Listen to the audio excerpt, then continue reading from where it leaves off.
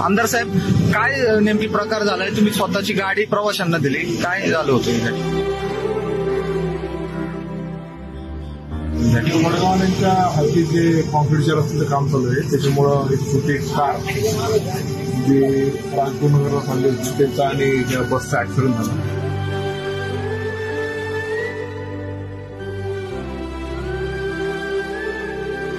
सुदैव असं आहे की कोणाला लागलं नाही. जे बसमध्ये जे प्रवासी होते ते आळेफाटा किंवा नारायणगाव किंवा मनसरला त्यांच्या ठिकाणी पोहोचायचे होते.